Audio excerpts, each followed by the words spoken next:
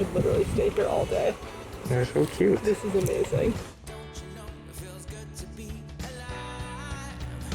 You could be larger than life, bigger than the world, living out the hopes and dreams of every boy and every girl. You could fly. Hi, this is Sentry. I'm going to take you to an adventure to one of my favorite places, Discovery Park. Discovery Park is the largest city park of Seattle, right on the ocean.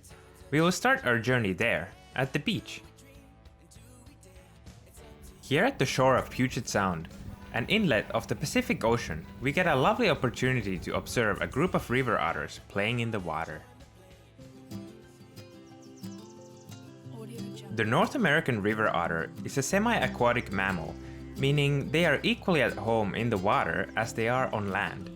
They are covered in thick, water-repellent fur to insulate them and keep them warm. North American river otters are found in the western, northern, and eastern parts of North America. Their population is plentiful, but because of habitat loss and environmental pollution, their numbers are declining. What we see here is the social behavior often observed in coastal river otters. The otters may look like they are just playing together, but what they are actually doing is finding lunch. They are moving together in a group and foraging for fish. This group has 8 otters. Researchers have observed up to 18 otters in a single group like this one. Research shows that some otters like to be solitary, while others prefer spending time in groups. There is some variation in social behavior, and males tend to be more social than females. Male otters tend to have stronger muscle mass and larger feet, which makes it easier for them to catch the faster fish in the ocean. Female otters also are responsible for caring for otter pups, which keeps them from socializing and hunting in these groups.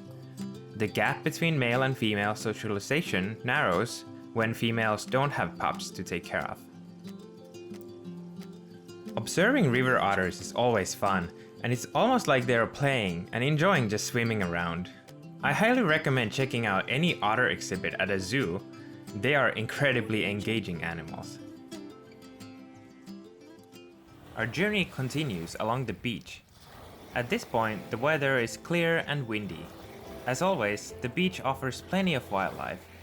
Crows are searching for food in the rocks, and seagulls are flying above. After walking along the shore, we notice an osprey resting on one of the radio masts. The osprey, also called the seahawk, is a large bird of prey that hunts during the day. Its diet is almost exclusively fish. It hunts by looking for fish from the air, after which the bird hovers in place momentarily before plunging feet first into the water. The osprey has adapted perfectly to this lifestyle. It has reversible outer toes with sharp spikes and backwards facing scales on the talons that help the bird grab tightly onto a slippery fish. It can close its nostrils to avoid inhaling water during the dive. The feather coat of the osprey is oily and dense, making it waterproof, like a dry suit.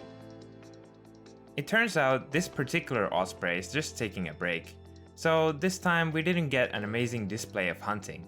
Regardless, it is a gorgeous bird to see. The sun is starting to go down, so we head back into the forest. Discovery Park has some lovely forest groves with quiet trails, letting us observe wildlife in a much different setting. We come around a bend in the path and notice a wonderful surprise waiting for us on a branch. A barred owl is resting on a branch in clear view. I have never seen a barred owl in the wild before. However, this is not as surprising as it first appears. The barred owl is not fully nocturnal as some other owl species are. That's why it's possible to see them outside of nightfall, usually in the morning or around dusk, or even in the middle of the day. Usually during the day, the owl sits inside a dense tree higher up, hidden from the elements. However, sometimes these owls can even appear tame or curious. This owl didn't seem to care about me being only a few feet away snapping photos. Like most owls, they are skilled hunters and silent flyers. Their extra neck bones let them turn their face backwards, and their eyes are perfectly adapted to nocturnal hunting. Barred owls do not migrate. They are highly territorial, almost sedentary. They use the same nests year over year and don't seem to ever leave their own territories. There has been studies showing a barred owl never goes further than 6 miles or 10 kilometers from its own home range. So if you ever see a barred owl in the same place more than once, it's likely the very same owl each time. Their territories remain the same year after year and even generation to generation. Truly a magical moment for me. I could stay and watch this beautiful bird for hours.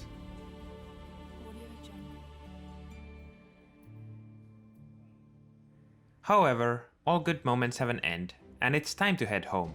It's starting to be too dark to film in the forest anyway. I had a wonderful time at Discovery Park, as I always do. I hope you enjoyed following me on my adventure and all the wonderful wildlife we saw. Let me know, what is your favorite local park? What kind of animals have you seen there? Share your adventures in the comments below.